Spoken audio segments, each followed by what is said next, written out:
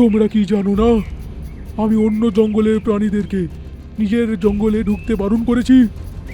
সিংহ রাজার কথা শুনে শিয়াল কাঁপতে কাঁপতে বলল, কিন্তু মহারাজ, আমি তো শুনেছিলাম যে আপনি দুর্বল আর বুড়োদেরকে জঙ্গলে আসতে বারণ করেননি, আর আপনি খুব দয়ালু, আর আপনার ব্যাপারে তো সবাই খুবই প্রশংসা করে, তাই জন্য তো বন্ধুকে নিয়ে এখানে এসেছি। একটা জঙ্গলে সিংহ নামের একটা দয়ালু সিংহ থাকত, আর তারই স্বভাবের কারণে জঙ্গলে সব পশুরা খুব খুশি ছিল। একদিনের কথা, হঠাৎ জঙ্গলে ভয়ঙ্কর খরা হয়, বৃষ্টি হওয়া বন্ধ হয়ে যায়। কিন্তু সিংহের জঙ্গলে সেটা হয় না, আর খরাকে নিয়ে জঙ্গলের সব পশুরা খুব ভয় পেয়েছিল। একদিন সবাই সম্মিলিত হয়ে সিংহের কাছে যায়। কি হয়েছে? সবাই এত চিন্তিত দেখাচ্ছ কেন? আমাদের চিন্তার কারণ জঙ্গলে জলের অভাব গো মহারাজ। আমরা এটাই ভাবছি যে আমাদের জঙ্গলও যদি এরকম ভাবে হয় তাহলে তো আমরা অনেক বিপদে পড়ব। আমাদের জঙ্গলে এই সমস্যাটা কোনো দিনই আসবে না, আর আমাদের জঙ্গলে সব সময় বর্ষাটা হবে। তোমরা একটা কথা কিন্তু মাথায় রেখো। কি কথা মহারাজ? এটাই যে অন্য জঙ্গলের জানোয়াররা আমাদের জঙ্গলে যেন ঢুকে পড়তে না পারে। আপনি কি কথা বলছেন মহারাজ? আপনি তো খুবই দয়ালু, আপনি তো কোনো জানোয়ারকে আজ অবধি আমাদের জঙ্গলে আসতে বাধা দেননি। আমি বাধ্য। যদি সব জানোয়ারদেরকে আমি ঢুকতে দিই, আমার জানোয়াররা কোথায় যাবে? তারা আবার জল কোথায় পাবে? হ্যাঁ, মনে রেখো, এই জঙ্গলে আসার অনুমতি শুধু তারাই পাবে যারা বুড়ো আর দুর্বল। এটা তুমি মাথায় রাখবে কিন্তু। সিংহের কথা শুনে জুলো একটা নিজের দল বানায়, আর নিজের টিমে জঙ্গলের সব থেকে দ্রুত গতির ভোলু আর ডলুকে সাথে নিয়ে নেয়। টলু ভলু, এটা কিন্তু দুষ্টুমি করার সময় নয়। তোমরাই কিন্তু জঙ্গলে এদিক ওদিক ঘুরে বেড়াও। এখন কিন্তু জঙ্গলে নজরদারি করতে হবে। যদি কোনো অন্য জানোয়ারদেরকে জঙ্গলে ঢুকে পড়তে দেখো, আমাকে বা মহারাজকে গিয়ে জানিয়ে দিও। তুমি চিন্তা করো না, আজকের পর থেকে কড়া নজরদারি আমরা করবই। হ্যাঁ, যদি কেউ জঙ্গলে ভুলভাবে ঢোকার চেষ্টা করে তাহলে সঙ্গে সঙ্গে এসে তোমাকে আমরা খবর দিয়ে দেব। তোমাদের থেকে এটাই আশা করেছিলাম আমি। যাও, কাজে লেগে পড়ো তোমরা। তো ঢোলু আর ভোলু নিজের কাজ করা শুরু করে দেয়। একদিনের কথা, যেদিন ঢোলু আর ভোলু জঙ্গলের সীমার কাছে দৌড়ে দৌড়ে খেলাধুলো করছিল।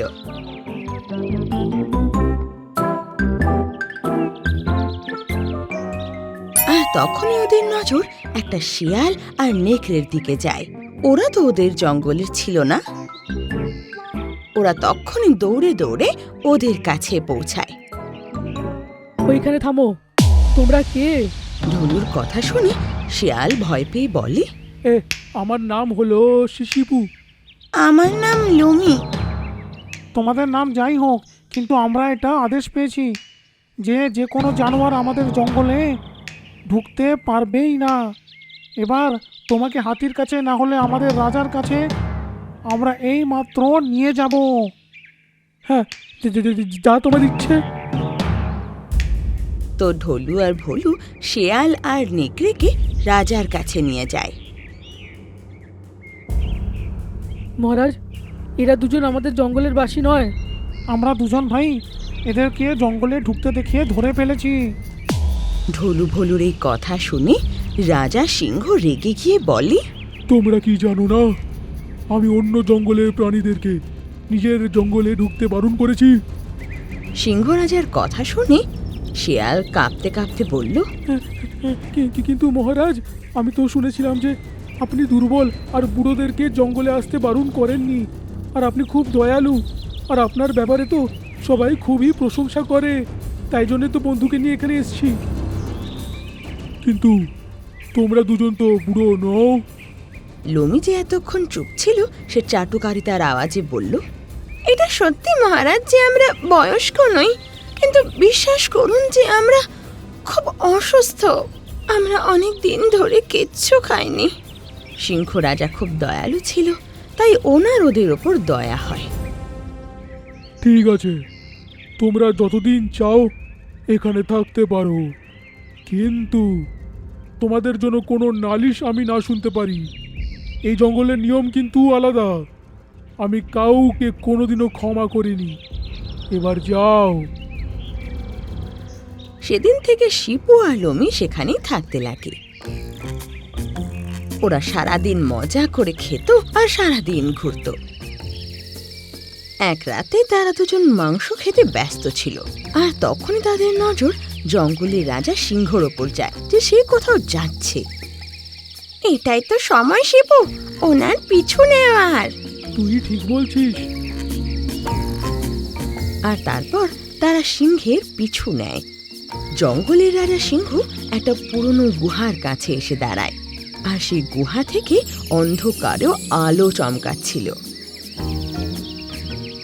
জঙ্গলের রাজা সিংহ তখন এদিক ওদিক দেখে নিয়ে সে গুহার ভেতর ঢুকে পড়ে। তখন শিপু আর লোমিও এদিক ওদিক দেখে সেই গুহায় ঢুকে পড়ে। সেই গুহার ভেতর চকমকে এক হিরে রাখা ছিল, যে বিভিন্ন রঙে চকমক করছিল। আরে এ কি, এটা তো কোনো জাদুর হিরে মনে হচ্ছে। আরে শিয়াল মূর্খ, এটা কোনো হীরা নয়, নাগমণি। এবার বুঝেছি আমি, এই জঙ্গলে এখনো খরা হয়নি কেন। তুমি তাহলে এটা বলতে চাইছো এই নাগমণির জন্য এখানে এত বৃষ্টি হয়ে যাচ্ছে, আর এখানে গাছপালা এত ভালো আছে?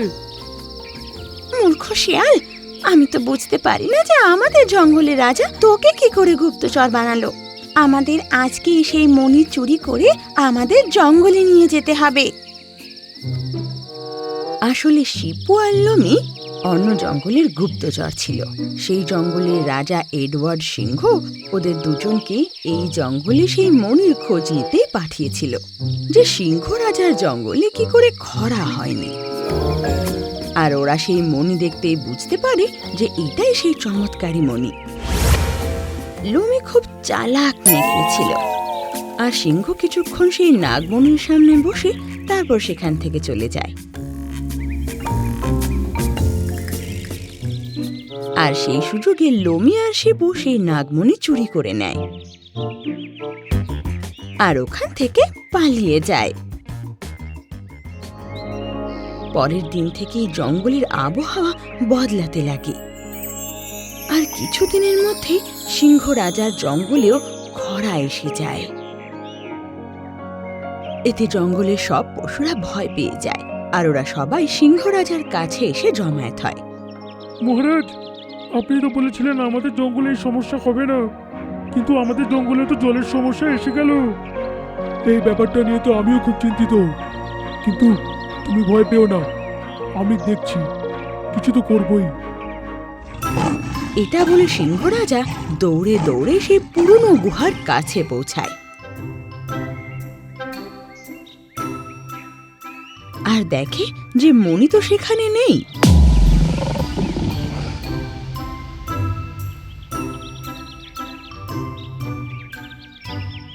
মণি অদৃশ্য হয়েছে দেখে রাজা উদাস হয়ে বাকি পশুদের কাছে আসে। আমাদের জঙ্গল থেকে একটা দামি জিনিস উধাও হয়ে গেছে, মানে চুরি গেছে, যার ব্যাপারে শুধু আমিই জানতাম। চুরি? কিন্তু আমাদের জঙ্গলে এরকম কি জিনিস ছিল মহারাজ যেটা চুরি হয়ে যেতে পারে? নাগমণি। অনেক বছর আগেকার কথা, একটা ইচ্ছাধারী নাগকে আমি প্রাণ বাঁচিয়েছিলাম, তাই সে খুশি হয়ে নিজের নাগমণি আমাকে উপহার স্বরূপ দিয়েছিল। সে বলেছিল যতদিন সেই নাগমণি আমার জঙ্গলে আমার কাছে থাকবে, আমার জঙ্গলবাসীদের কোনো বিপদ হবে না। আমি ওই নাগমণিকে পুরনো গুহায় রেখে দিয়েছিলাম, ওর ব্যাপারে কেউ জানতো না, কিন্তু সেটা এখন উধাও। তো সেখানে উপস্থিত ঢোলুর ভাই ভোলু বলল, মহারাজ, ওই যে সকাল থেকে লোমি আর শিপু নিখোঁজ হয়ে আছে, আমার কি মনে হয় ওরা বোধহয় অন্য জঙ্গলের গুপ্তচর, আর নাগমণি ওরাই চুরি করে থাকবে। রাজা সিংহ উদাস হয়ে বলল, ওই ইচ্ছাধারী নাগ প্রতি মাসে একবার নাগমণিকে দেখতে এখানে আসে। এবার যখন নাগমণিকে দেখতে এখানে আসবে, ওকে আমি কি মুখ দেখাবো? রাজা সিংহ এটুকু বলেই ছিল, তখনই সেখানে নাগ সোনালী আলোর সাথে অর্ধেক মানুষ অর্ধেক সাপের রূপে প্রকট হয়। কি হয়েছে জঙ্গলের রাজা? তোমার গুহার কাছে এত ভিড় জমা হয়েছে কেন? তোমার মন খারাপই বা কেন? রাজা সিংহ তাকে সব ঘটনা জানায়, কিন্তু রাজা সিংহের কথা শুনে ইচ্ছাধারী নাগ রাজার দিকে তাকিয়ে হাসতে হাসতে বলে, চিন্তা করো না রাজা, তোমার তো কোনো ভুলই নেই। তুমি তো নিজের উদারতা এত দেখিয়েছিলে, কিন্তু ওরা প্রতারণা করেছে। দেখো, নাগমণি নিজেই তোমার কাছে আসবে। ইচ্ছাধারী নাগ এতটা বলেই ছিল, তখনই পাশের জঙ্গলের রাজা এডওয়ার্ড সিংহ তার দুই গুপ্তচর শিপু আর লোমিকে নিয়ে রেগে সেই জঙ্গলে আসে, আর এডওয়ার্ড সেই নাগমণি রাজা সিংহের সামনে ফেলে দেয়। এই নাগমণিকে নিজের কাছেই রাখ রে সিংহর বাচ্চা। আমার গুপ্তচরকে দিয়ে আমার সাথে তুই প্রতারণা করেছিস। আচ্ছা, তাহলে এটা তোমার কাজ ছিল? এক তো তুমি চুরি করাও, তারপর এত গাদোয়ালিও দেখাও তুমি। আমি ভেবেছিলাম এই নাগমণির জন্য তোমার সমস্যা হচ্ছে না, কিন্তু জবের থেকে এটা আমি পেয়েছি। আমার জঙ্গলের সব ভাই মরে যাচ্ছে, বুঝতে পারছি না এই সমস্যা এখানে কেন হচ্ছে। বোকা রাজা, এটাই হচ্ছে নাগমণির আসল রূপ। যে যেটা খারাপ নজরে চুরি করবে, তার সর্বনাশ হয়ে যাবে। এটা বলে সেই ইচ্ছাধারী নাগ রাজা সিংহকে বলে, এই নাগমণিকে শিগগিরই উঠিয়ে নাও। রাজা সিংহ যেই সেই মণিটাকে তোলে, অমনি এডওয়ার্ড সিংহ আর শিপু আর লোমের শরীরে আগুন ধরে যায়, আর ওরা জ্বলে ছাই হয়ে যায়। আজ থেকে এই নাগমণি নিজের কাছেই রেখো, এটা আজ থেকে তোমার। আর এটা বলে ইচ্ছাধারী নাগ সেখান থেকে অদৃশ্য হয়ে যায়। সেদিনের পর থেকে রাজা সিংহের জঙ্গল আবার সবুজে ভরে ওঠে, আর সবাই খুশি খুশি থাকতে লাগে।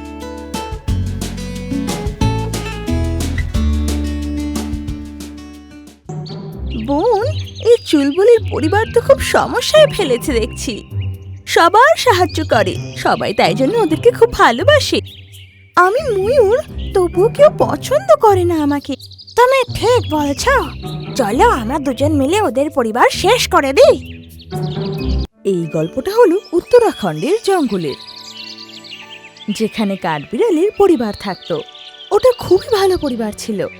ওরা জঙ্গলে সব জানোয়ারদের সাহায্য করত।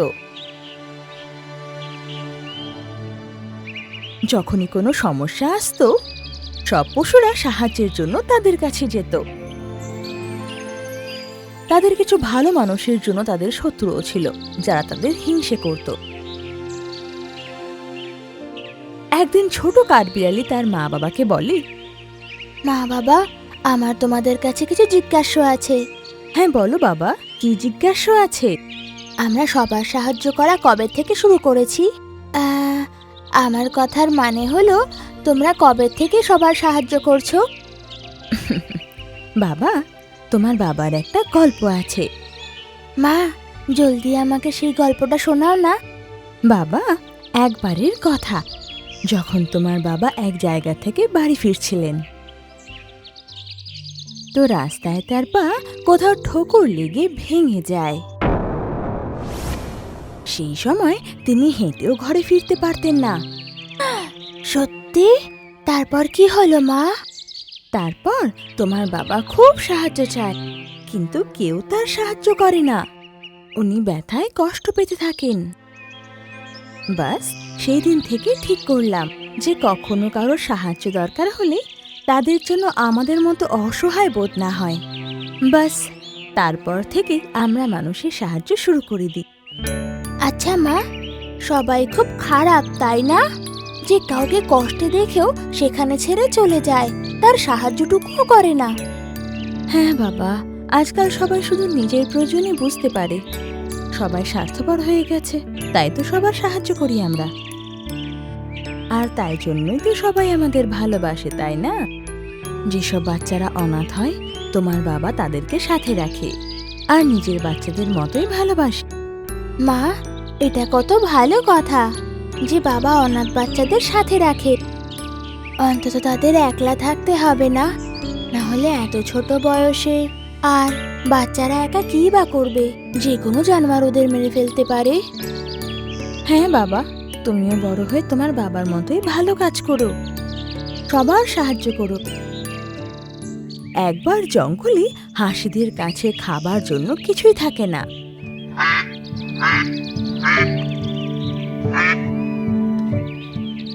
তো ওরা চুলবুলি কাঠবিড়ালির কাছে খাবার চাইতে আসে।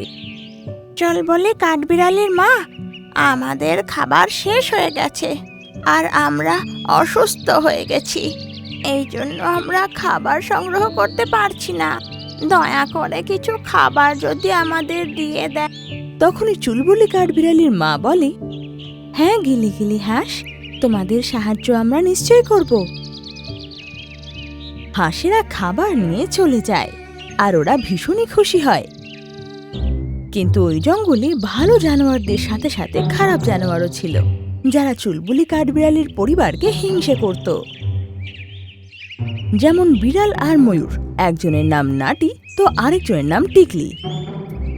দুজনই চুলবুলির পরিবারকে খুব হিংসে করত, তো দুজনে মিলে ওদের বিরুদ্ধে ষড়যন্ত্র করে।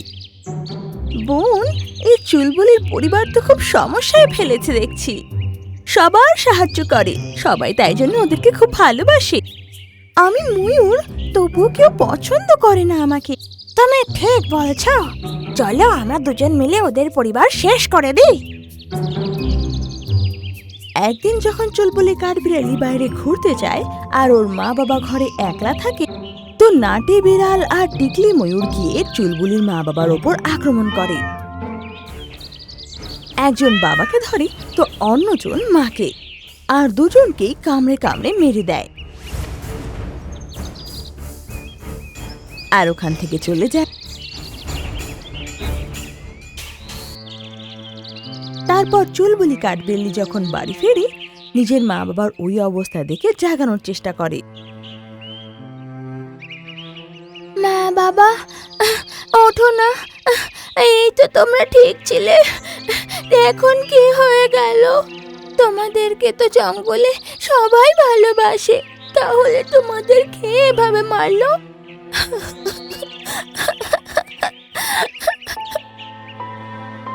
চুলবুলি কাঠবিড়ালি খুব কাঁদে এবং ওদের মৃত্যুর খবর শুনে জঙ্গলের সব জানোয়াররা চলে আসে সমবেদনা জানাতে, যেমন বনি পাখি, কালো কাক আর বদমাশ বাঁদর। চুলবুলি কাঠবিড়ালি, এসব কি করে হয়ে গেল?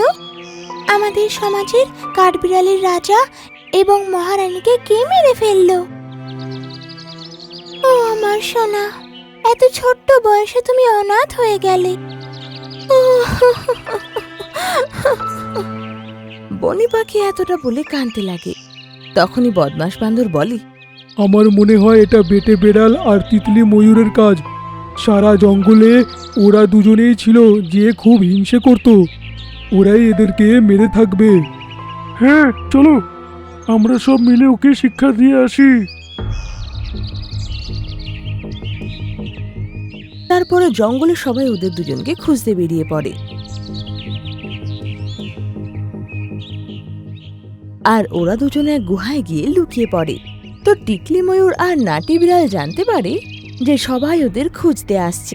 টিঙ্কলি ময়ূর, আমার মনে হচ্ছে জঙ্গলের সবাই জানতে পেরে গেছে আমাদের ব্যাপারে, যে আমরা দুজনে মিলে চুলবুলি কাঠবিড়ালিকে অনাথ করেছি। এখন ওরা আমাদের মারতে আসছে। হ্যাঁ, তুমি ঠিক বলছো, চলো এই জঙ্গল ছেড়ে চলে যাই আমরা। ওরা পালানোর চেষ্টা করতেই যায়, তখন সব জানোয়াররা দৌড়ে ওদের গুহার কাছে চলে আসে। তারপর আর পালানোর জায়গা থাকে না। কালো কাক, তুমি নিজের মুখ দিয়ে এদেরকে গুতিয়ে গুতিয়ে শেষ করে দাও। তারপর সব জানোয়াররা ওদের মারতেই যায়। তখন চুলবুলির এগুলো ঠিক মনে হয় না, তো ও বাকিদের বলে, না, এদের মেরে আমি আমার মা বাবার মৃত্যুর প্রতিশোধ নিতে পারি না। আমার মা বাবা তো সবার ভালো চেয়েছিলেন। আজ আমি অনাথ এদের কারণে, কিন্তু যদি আমি এদের সাথে খারাপ করি তবে এদের মধ্যে আর আমার মধ্যে পার্থক্য কোথায় রইল? আমাদের ক্ষমা করে দাও চুলবুলি কাঠবিড়ালি, আমরা তোমাদের মা বাবাকে মেরে খুব বড় ভুল করে ফেলেছি। হ্যাঁ, আমাকেও ক্ষমা করে দাও। ওনাদের প্রতি খুব হিংসে হতো, কারণ জঙ্গলের সব পশু পাখিরা তাদেরকেই ভালোবাসতো, যা আমাদের ভালো লাগতো না। কিন্তু রাগের বশে আমরা খুব ভুল করে ফেলেছি। তারপর চুলবুলি কাঠবিড়ালি ওদের ক্ষমা করে দেয়। ও অনাথ হয়ে যায়, কিন্তু মা বাবার শেখানো কথা ওর সাথে থেকে যায়, আর ও বনি পাখির সাথে থাকতে লাগে। আর চুলবুলি কাঠবিড়ালিও নিজের মা বাবার মতো সবার সাহায্য করত। এই গল্প থেকে আমরা শিক্ষা পাই যে আমাদের খারাপ লোকের সাথে খারাপ করা উচিত নয়। অনেক পন্থা হয় মানুষকে শিক্ষা দেওয়ার। যদি খারাপের সাথে খারাপই করি তাহলে তার আর আমার মধ্যে পার্থক্য কোথায়? শুধু এই পার্থক্যটাকেই বোঝা দরকার।